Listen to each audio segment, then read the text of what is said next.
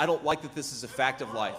But if you are a psycho and you want to make headlines, you realize that our schools are soft targets. It is what it is, boys. It's just a fact of life. That's why we got to harden the schools. It's just weird because this fact of life seemingly only happens in the United States of America.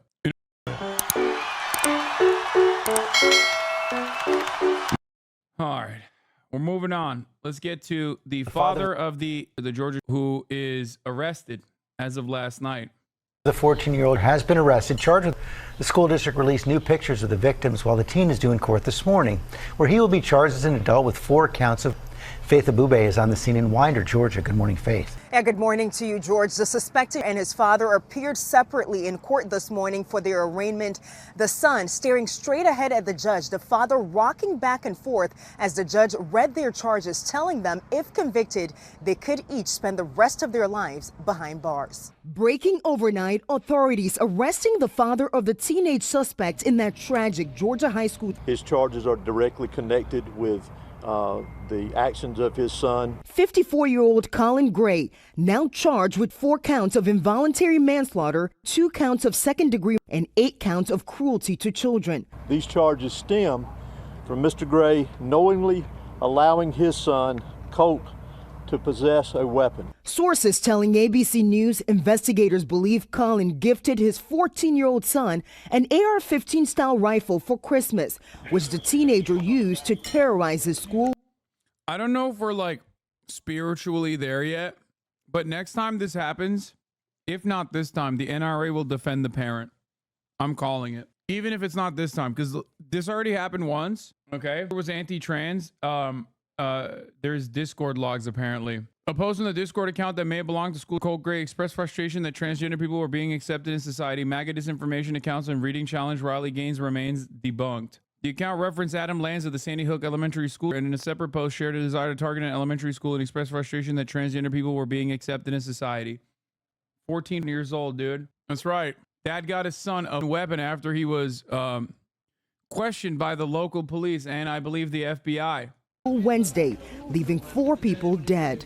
We're heartbroken. A young person brought it into a school, committed an evil act, and he took lives. This as the suspected 14-year-old Colt Gray also faces 4 counts of felony for allegedly those 4 people and injuring 9 others. It comes as ABC News has learned of possible early warning signs with the displaying an affinity for mass and the FBI receiving anonymous tips as early as May of 2023 about a disturbing post Gray allegedly made on the social media platform Discord, where they say he had possibly threatened to up a middle school the next day. The Jackson County Sheriff's Office interviewing the suspected at the time, saying he denied making the post.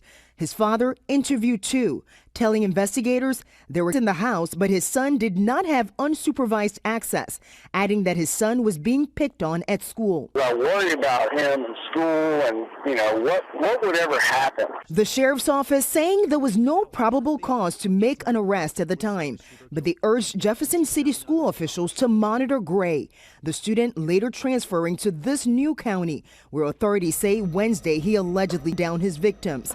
The community now mourning Mason Schermerhorn and Christian Angulo, both just 14 years old, along with teachers Christina. Bro, we're moving bad kids like cops now, dude. We're moving precincts. They're like, damn, this one's a little crazy. Let's move him around. Insane. Are you sure he got his son? Like, I haven't seen that yet. Sorry if I'm behind. That's what I read. Ermi and Richard Aspinwall. I honestly thought it could have been my last day, probably ever alive. Aspinwall student, 17-year-old Brian Maldonado, sprinting into action the moment he realized his math teacher had been down. I look up and we can see his body halfway through the doorway, just laying there, like taking his breaths. And then we later on hear his final breath. Maldonado leading other students to quickly barricade the door. We found a cabinet, so we put that everything like there, desks, chairs, whatever we could really put. We just put it in front of the door, hoping the won't come in. Really, it's just scary. God was watching over us that day. And neither the father nor son requested a bond. They also did not enter a plea. Their next court appearance is scheduled for December 4th. Michael? And it looked like they're making the parents accountable as well, Faith. Thank you so much for that. We are learning more about the victims in this senseless. They include 2 14-year-old boys and 2 teachers. Jerika Duncan has been talking. By the way, local media is so devious and so disgusting, and Twitter is so Hitlerian that they literally used the photo of one of the victims, the black 14-year-old, in the article, implying that he was the, and people straight up went along with it. Just, you know, just so you understand, like, where America's at on this sort of thing, that's where we're at. With their friends and neighbors. Jerika, good morning. Yeah, good morning to you. It is obvious in speaking with family and friends of the victims that all of them have been described as people who made a difference in the lives of others who will truly be missed. The horrific deaths of 14-year-old freshman Mason Schermerhorn and Christian Angelo have reverberated through Appalachia High School. Fellow students shared their memories of Angelo Thursday. He was a very sweet kid. He did not deserve this. Neither did the coach or everyone else. Mason Schermerhorn is being remembered for his upbeat personality. The day of the chaplain Ronald Clark told me he went inside the school to help find him and bring him to his anxiously awaiting mother. He soon discovered that Schermerhorn had been. It hit home when she found out that she thought she was coming to pick up her son to go home. Math teacher Christina Urami was a 53-year-old Romanian immigrant. One student told CBS News Urami took a bullet that could have hit another child. Father Nikolai Klempis was a pastor at her church and says he knew her for more than 20 years. I would not be surprised that she would do such thing because she was dedicated to her students, to the children. 39-year-old Richard Aspinwall split time between teaching math in a classroom and defense on a football field. Sophomore Isaiah Hooks says his coach was a kind man. I wish it was all just a dream. I mean, me and my team, me and my friends, we could all just wake up and it's just still Wednesday morning and none of this had ever really happened. Friends and neighbors gathered outside the school Thursday and laid flowers. Some students returning to campus for the first time since the. I wanted to just enjoy my senior year, and now I'm mourning the loss of 2 teachers, 2 students, a loss of myself. I feel empty. Of the 9 people who were hospitalized because of wounds, the sheriff said last night that all are expected to make a full recovery. Tony? Jerika, thank you very much. You know, the charging of parents is something that's happened once before in that prior case. It is a development that I think people can root for because if there's not political will to put in lockboxes, you can at least hold parents accountable when those end up in the hands of their children. Yeah, I hope we see more of this. And, you know, the other thing that strikes me is that they did it so quickly because I went from sad to angry when I heard that the father, knowing what he knew about his son, gave him that kind of, any kind of weapon, but certainly that kind of weapon. He deserves a trial and he'll have one, but it's a development that we're watching closely. Jerika, thank you again. Let me ask you this, do you have weapons in the house? I do. Are they accessible to him? They are. I mean, there's nothing loaded, but they are down. Okay. We do a lot of deer hunting. He shot his first deer this year. Yeah. Okay. You know, so like I'm pretty much in shock, to be honest with you. Well, I'm a little pissed off, to be even really honest with you. So I'm a little taken back by the whole thing, but I can tell you this: I take that very serious, and so does he. As a matter of fact, like I don't know anything about him saying shit like that, and I'm gonna be mad as hell if he did, and then all the will go away, and they won't be accessible to him.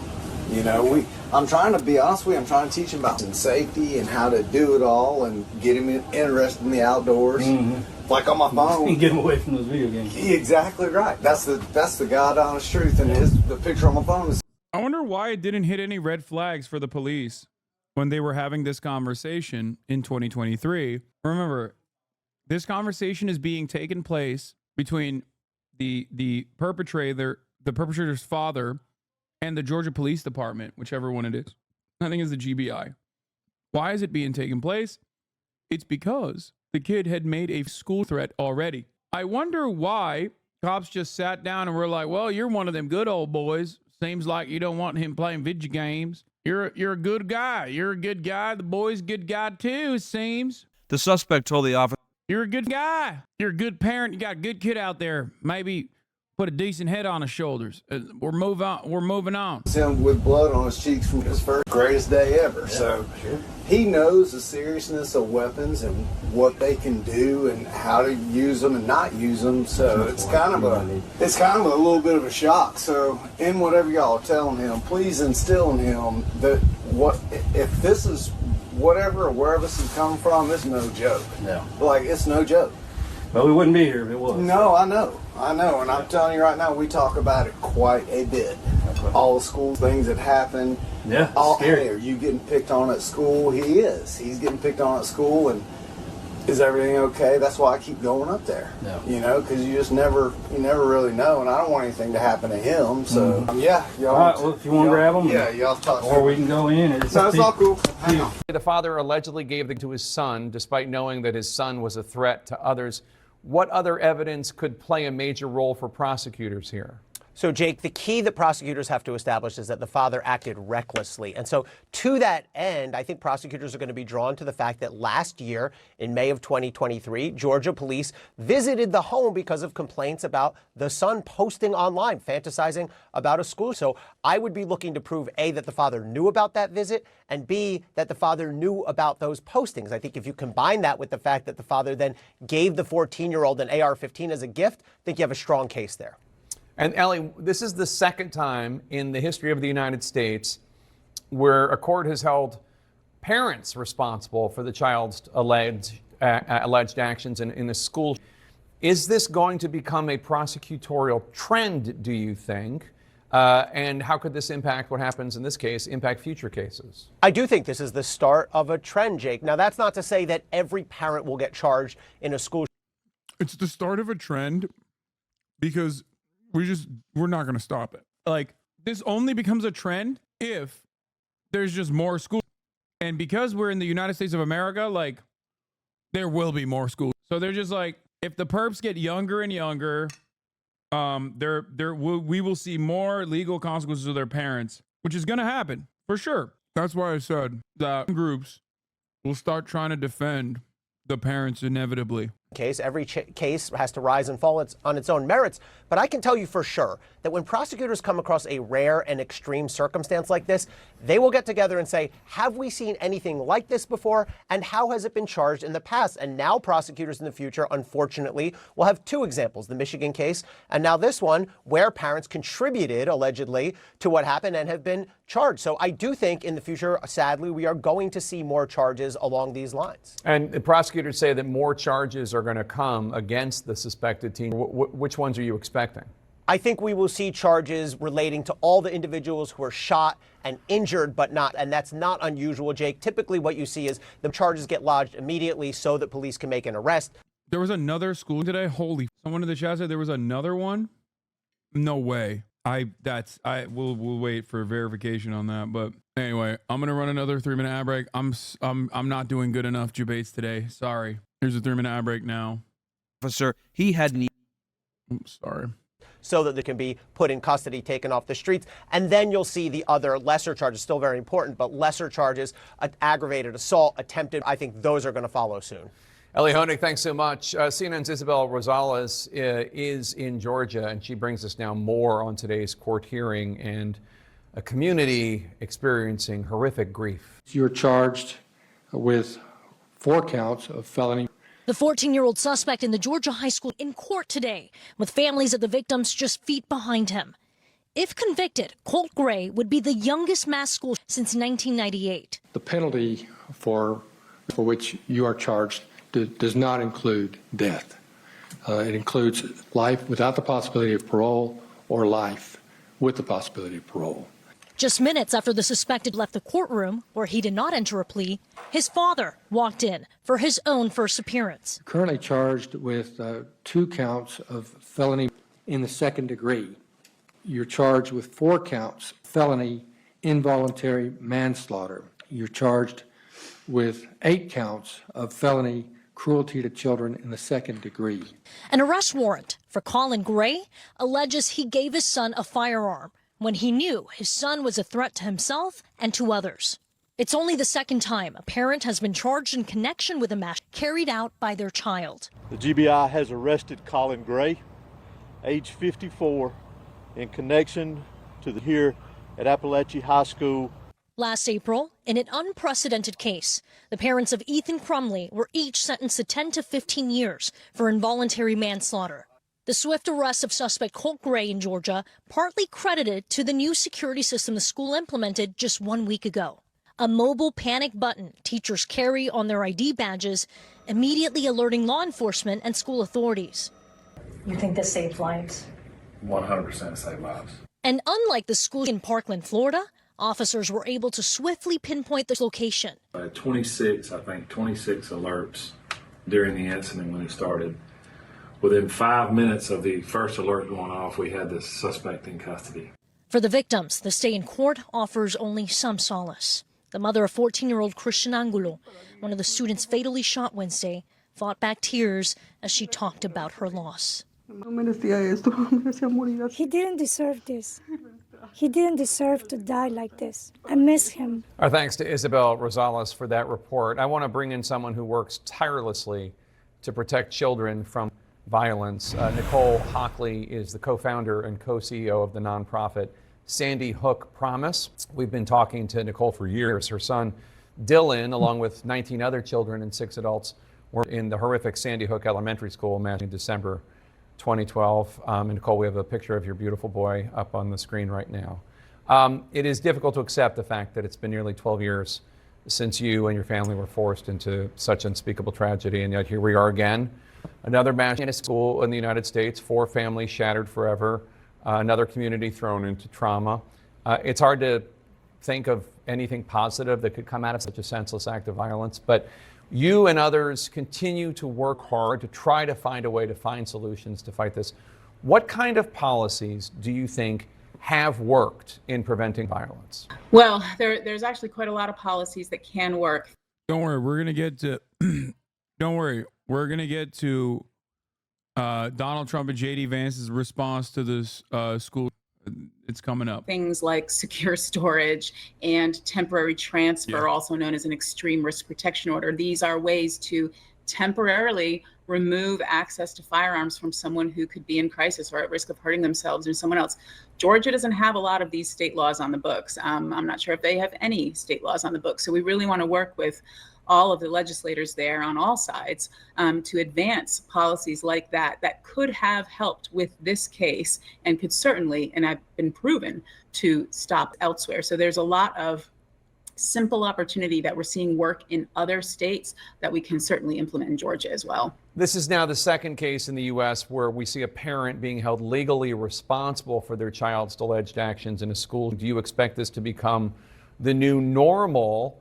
Do you support it? And what else needs to change? I really hope this doesn't become the new normal, because that means that parents are still not taking their responsibilities very seriously in terms of how they keep their children safe from being able to access firearms and how they respond to signs of a crisis or threat. However, I think this is a wake-up call, and I do applaud, what happened in Michigan, and I applaud that this is being prosecuted here in Georgia as well.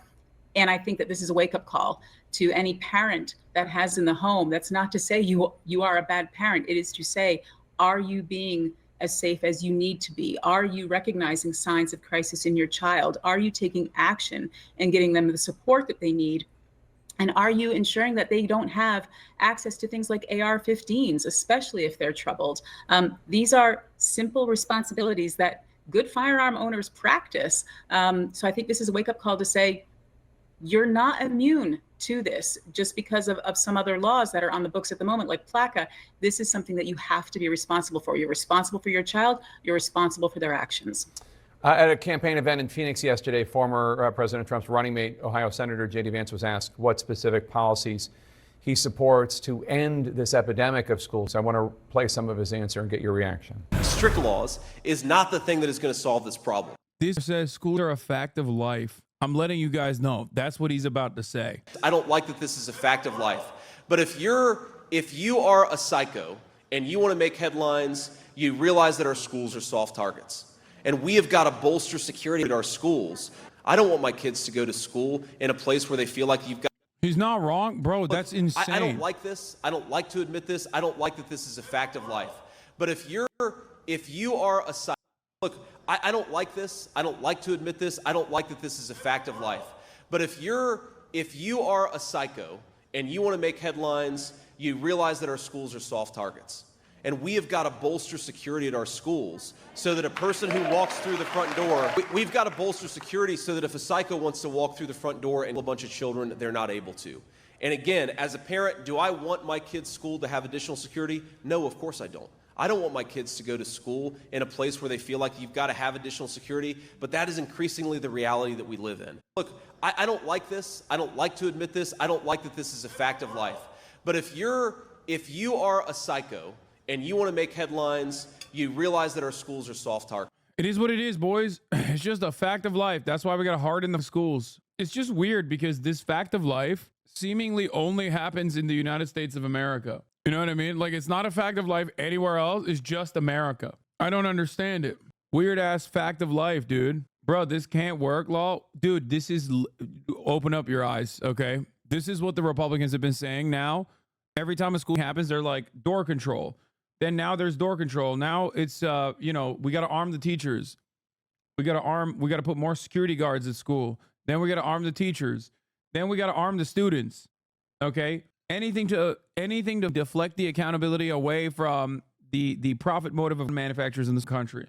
Straight up. Loyal servants of capital. All of them. It's like, bro, there's no amount of dead children overseas that will cause any of these demons to take action in the opposite direction. And when you look at this, it's like, at least there is a little bit of a moral consistency from these charlatans where, like, no amount of American children being slaughtered causes them to take action either. Like, at a certain point, you got to realize, like, yeah, I don't think they give a shit. Like, I just don't think that they care. They just don't care if kids die. You could have a school in every school once a week. In every school. And they still be like, nah, it's the dummycrats that are responsible. It's the teachers that are training the kids. That's the real reason. They don't care. Got to have additional security, but that is increasingly the reality that we live in.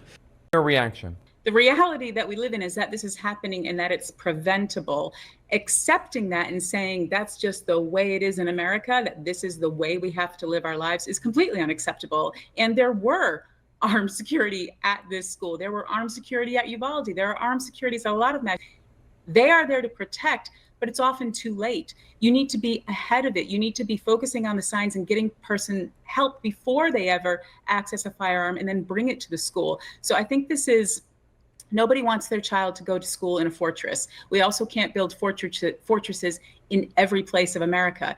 More is not the answer. More security is not the answer. Getting more help, more tools and resources, and more good safety regulation on the books is proven to work in terms of suicide and homicide and mass. I refuse to accept that this is our reality, especially when we have created this reality and have the power to change it. Nicole, what's your advice for the families who lost their loved ones, and how are you and your family doing? My advice to the families who lost, my heart is with them completely, and that needs to be a core focus right now. What sort of help are they getting, and how are we helping them move through this? Because you never get over it. It's almost 12 years since Dylan was, and I still grieve. Doc, what do you mean if schools are fortified, they'll just target a grocery store or a mall? They do that already. They literally already do that. I think we're forgetting. You have to look at what's causing the problem. Like, people say mental health, and it's like, sure, mental health is a issue. Like, ain't nobody saying like, nah, mental health is not a problem. There are other countries where there are similar levels of mental health issues in the population, and they're not out there doing mass slaughter at schools. So what's up? It's because we got, man. Yeah, the biggest mass in U.S. history was a concert. Grieve for him every single day, and I will until the day I die. And as will my surviving son. You know, I reached out to him afterwards and I said, how are you doing? And he said, this is heartbreaking. He said, even the social media, the texts that are going out on social media as children in that school were reaching out to their parents.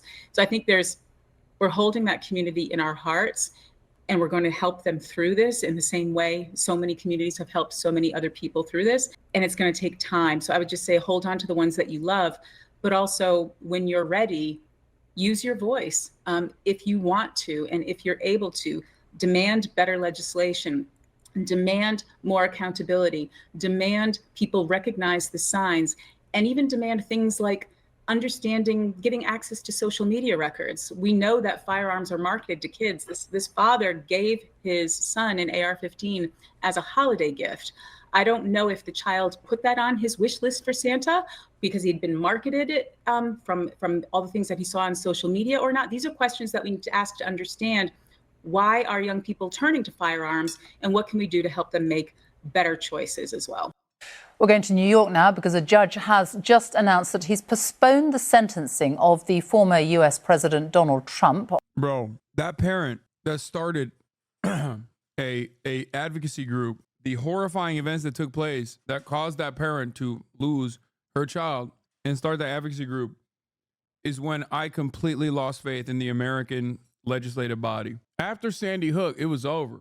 You saw a bunch of white kids getting slaughtered in a goddamn elementary school. That was the closest that Congress ever got to passing universal background checks. Something that 90% of the American public at the time was in agreement over. 90%. It was polling at 90%. There was a bipartisan bill. Didn't pass. It's done. At that point, if you can't get people to move, it's over. There's nothing. They won't think about it until it's a boardroom. No. Dude, the congressional baseball game was shot. The president was shot. The former president of the United States of America was shot like 2 months ago. What are we talking about? Steve Scalise, who now has to piss into a bag for the rest of his goddamn life because he got shot in the asshole and dick at the congressional baseball game, is like one of the NRA's top dogs. And still to this day, he is. So like people go, excuse me, all it will take is for like the board of a company to feel threatened by something like this. It's like, nah, like maybe if you're talking about like direct executives at like weapons manufacturers or some shit, but beyond that, nope. On paying hush money to an adult film star. John Sudworth is in New York with the latest for us now. John. Well, Sophie, Donald Trump has been trying numerous methods to delay or completely annul his prosecution and his sentencing for it back in May earlier this year. His attempts to get the case thrown out because of the recent Supreme Court ruling that granted broad immunity to presidents was... If the Dems had the Senate, House, and White House, do you think passing strong safety laws can get passed? No. I mean, you don't have to fantasize about that future. It literally happened. There was a veto-proof supermajority under Barack Obama, and then past that, there was a majority, a simple majority, under Biden. You know what happens in situations like this? Spoilers. Democratic Party spoilers. There's a principle that we haven't really talked about in a while. It's called the rotating villain. There's always a guy within the Democratic Party caucus that will f the bag up and ruin the legislative agenda of the administration. And I personally still blame the administration for failing to follow through on their promises by caving and capitulating to that rotating villain. You should be able to whip the ranks, okay? That's it. So far unsuccessful.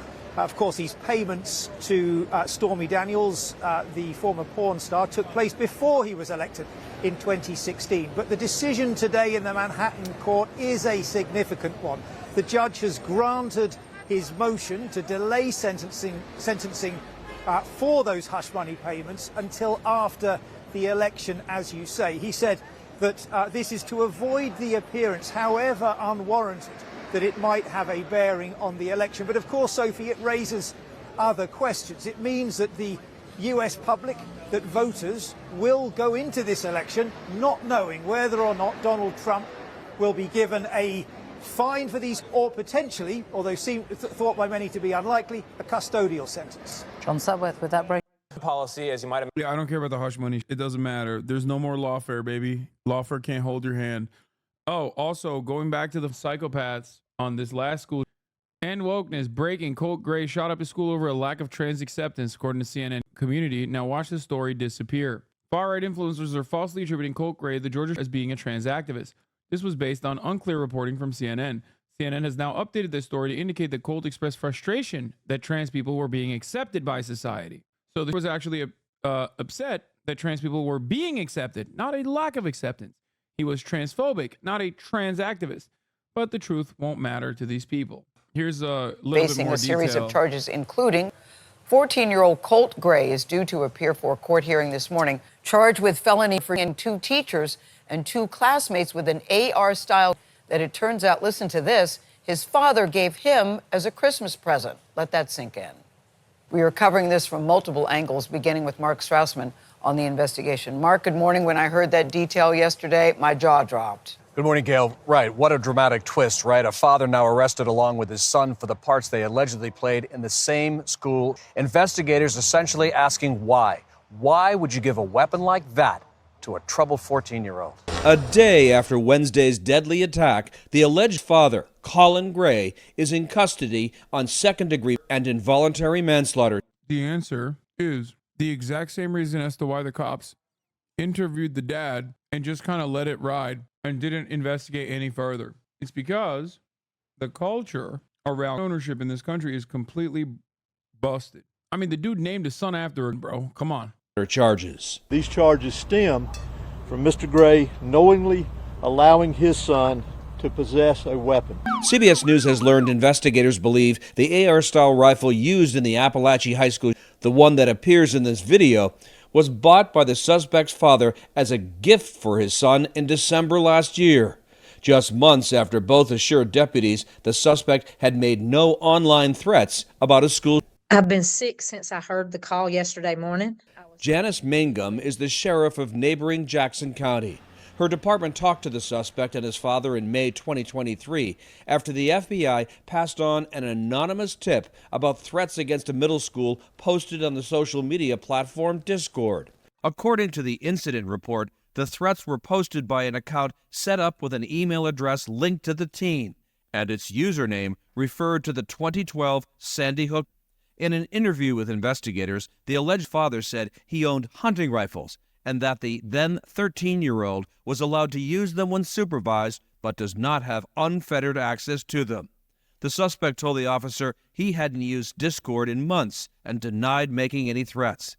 "I got to take you at your word, and I hope you're being honest with me," the officer said, adding, "I'm not saying you're lying, but it's a serious thing," the teen responded.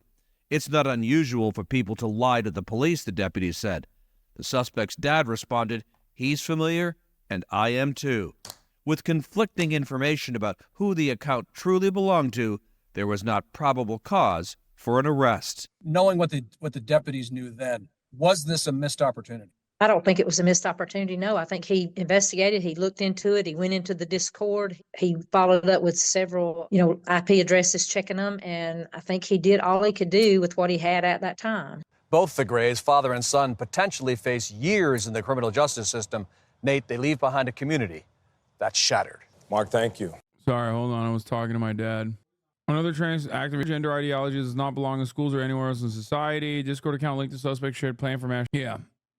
Guy who hypes up Adam Lanza wanted to target elementary school and express frustration that transgender people were being accepted in society. And these assholes who literally contribute. One check into kid's Discord post history and it's an instant discovery that he lied to an officer. Yeah. It's just, why'd they let it go? Well, I'll tell you why they let it go. Because he's just a troubled teen. He's a kid. He's a white kid. You understand me? That's why they let it go. 100%. This new trend of just constantly saying like every trans is birdaka is the most insane sequence, dude. It's just like it is yet another glaringly obvious example that we are just like further and further devolving as a society. It's crazy because it's like such a tiny minority. And we will never prosecute these people that are egging people on, Imagine is once again a hot topic on the campaign trail. In Arizona, Republican VP nominee Senator J.D. Vance claimed that Vice President Kamala Harris has a plan on, and that is to take away from people. What he's calling for is more security. I don't like this. I don't like to admit this. I don't like that this is a fact of life. But if you are a psycho and you want to make headlines, you realize that our schools are soft targets. And we have got to bolster security at our schools so that a person who walks through the front door. A fact of life. The Harris campaign jumped on that comment from Vance, and her running mate, Governor Tim Walz, posted, quote, "This is pathetic. We can't quit on our kids. They deserve better," close quote. Meanwhile, former President Donald Trump said yesterday if he's elected, he'd give billionaire Elon Musk a big job in his administration. Nicole has more. Inside this North Carolina Board of Elections facility, absentee ballots are being stuffed and prepped, and many voters are ready to go. As a guy who works all the time and everything like that, I prefer to mail. I usually go in, but I don't wait till election day.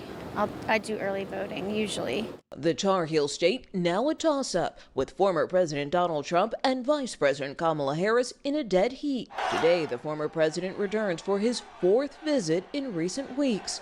This time, he's addressing the Fraternal Order of Police, fresh off an economic policy rollout in New York. It will be a national economic renaissance. Outlining his most extensive plan to date, Trump pledged to make his tax cuts permanent, cut energy prices in half in his first year, streamline regulations, and create a new government efficiency commission led by X's Elon Musk. Elon, because he's not very busy, has agreed to head that task force. Be interesting. If he has the time, that'd be a good one to do it.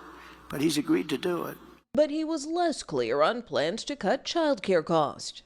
When you talk about the kind of numbers that I'm talking about, that, because look, childcare is childcare. It's couldn't, there's something, you have to have it in this country. Vice President Harris, who recently pitched a tax plan to boost small businesses, arrived in Pittsburgh Thursday to hunker down for next week's presidential debate.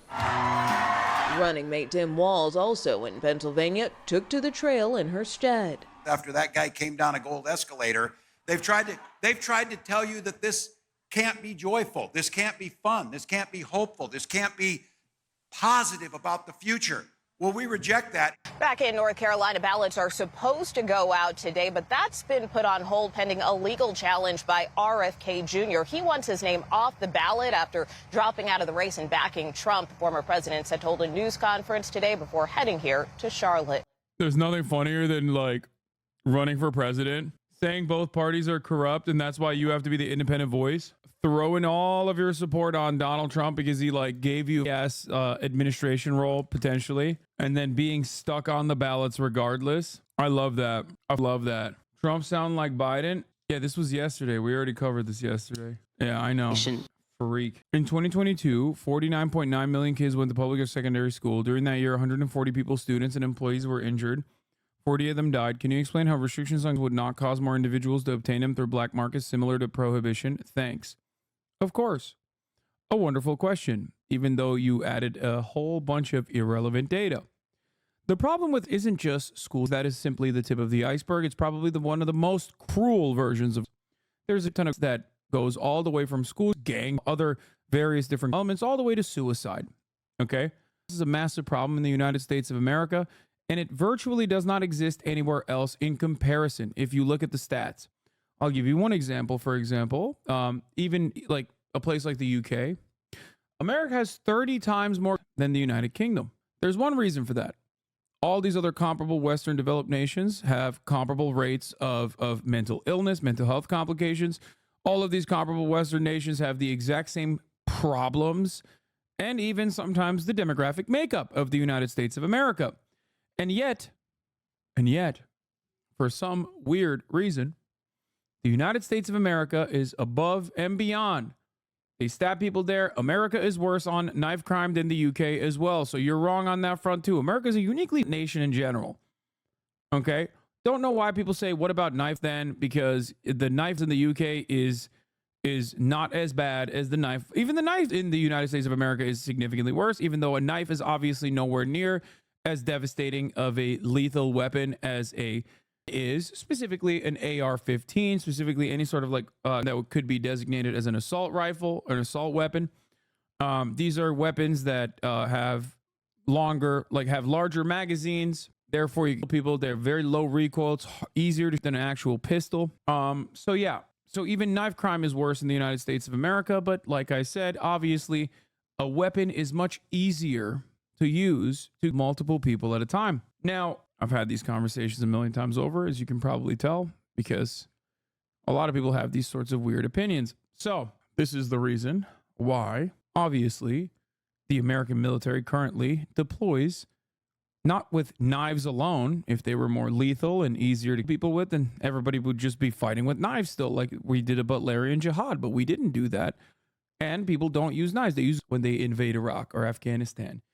Israeli military also still uses not knives when they're conducting it. Matter of fact, people defending against that are also using weapons, rifles, not knives. So obviously, knives are, I think we all understand and acknowledge that knives are still deadly, except nowhere near as deadly as a is. But moving beyond that, you asked, well, people will purchase black market. All that are purchased in the black market were at some point illegal. I don't know if you knew this or not, but in the United States of America, we have more in circulation than we have people, right? And the problem here isn't to like magically make perish. It's damn near impossible for that to happen. Still even happens in places where there are no. Look at Japan, after all. There was a high-profile political assassination made by a dude who created a doohickey in his bathtub, all right? So if there's a will, there's a way. Problem with it is, and a chatter correctly pointed this out, they're a force multiplier, and there's a lot of out there. So our goal should be, as a civilized, developed society, to try to restrict the amount of that are in circulation, try to make it through policies such as buybacks, for example, make it so that people who have them want to give it away for some monetary gain will do so, and also make it far, far more difficult to purchase new weapons, So the idea that like, well, we'll always find a way, they'll go to the black market, that's not necessarily a good argument. One, because, you know, these that would be sold in the black market would still be at a certain point legal if I were in circulation. And secondly, the entire purpose is to make it as hard as possible. So yes, I am not saying that, you know, I'm not simply stating that like once you make really hard to get that no one will be able to acquire them. I'm not saying that at all. What I'm simply stating is that the goal should be to make it as difficult as possible. Like security theater, you know, you put a camera around your house. That doesn't really matter at the end of the day. That's not going to stop it. It's just, it's making it harder to do crimes in your house because they're like, well, that's one hurdle that I need to overcome. So you got to be really invested. Okay. So the point is to make it as difficult as possible to purchase weapons so that it's only the people who are really invested. And there's multiple points where you can stop this process before it turns into a mash. Does that make sense for you, or should I spell it out a little bit further for you? There has never been in the history of law where someone has said, why have drunk driving rules? People are going to get drunk and drive anyway. It's legal to drive and it's legal to drink. Why can't you do both? The entire purpose is to at least make it as difficult as possible. Know that it's like illegal. Make it harder. Try to stop people from doing this thing and enforce the law to the best of your ability. It's not going to actually stop all drunk driving dead in its tracks, but it's certainly going to curb it back, you know? Irony is, of course, people did question the drunk driving thing. I'm lying. They did actually get very mad about it. Yeah, the idea that a mentally unstable 14-year-old could navigate a black market trade just exposes how bad faith and dumb conservatives are. People only talk about the last time this happened and like apply the details from the last. I think it's kind of stupid to do that. It's not just the last, it's happening every day. So yeah, here are Americans Any reacting attempt to restrict drinking and driving here is viewed by some as downright undemocratic. Here are American reactions to DUI laws in 1980. Let's take a look. Any attempt to restrict drinking and driving here is viewed by some as downright undemocratic. It's kind of getting common is when a fella can't put in a hard day's work, put in 11, 12 hours a day, and then get in your truck and at least drink 1 or 2 beers. They're making it laws where you can't drink when you want to. You have to wear a seatbelt when you're driving. And pretty soon we're going to be communist country. Communist country. You know, she was right. God dang nanny state turning into a communist country. Can't drink and drive after a long god dang day. She ain't wrong. That was filmed in California, yes. Do you think that the trend of prostituting the parents for these, you mean prosecuting, will be angled by the right as an infringement on freedom as if you're legally meant to be responsible for your own children? I mean, I do think that inevitably lobby will come after this. Yeah, when this was filmed, obviously California was the Richard Nixon and Ronald Reagan state. You should thank Hispanic people every day of the goddamn week, okay? Just saying, baby. Wouldn't be California if it wasn't for the children of immigrants. My bourbon gamer. I'm going to stay silent on this one. I'll stay silent on the drinking issues. The Daily Show. They also had a seatbelt. They did this with a seatbelt too. It is a new seatbelt ordinance. If the town council gets its way, seatbelts will be mandatory for everybody riding in the front seat of a car through Richland. I'll have to detour the town to get to Kalamazoo. If they pass a seatbelt ordinance, I don't use a seatbelt. I wouldn't wear my seatbelt. To get caught, I get caught, I guess. Florida Highway Patrol Lieutenant Chris Miller hears it all when it comes to seatbelts. I hear it's uncomfortable, it wrinkles my clothes, not cool. There's no freedom no more. You don't want to wear it? That's your choice. Americans are so goddamn stupid, bro. That's just like, we will never have anything good in this fucking country, okay? Understand this. Understand this. But I guess the inverse of this is that, like, we're goddamn sheep, okay? We're sheep. So when a law does come kicking in, people very quickly go, all right, I guess this is the rule of law. Like, they act like they're going to put up a fight, but they never do. So that's something you got to recall, okay? Ever thought about writing a manifesto? No, because I'm not a schooler, dude. Why the fuck would I write a manifesto? What am I going to put in it? At the top of the hour that there's a 3-minute ad break? Anyway, New Hampshire still has no seatbelt laws for adults. God, New Hampshire. Ridiculous. What do you think about the Marxists under no pretext arms should be surrendering people? Yeah, they're irrelevant. That's what I think about them. Like, who cares? 1, make up your own mind. 2, there's like 8 people like that, dude.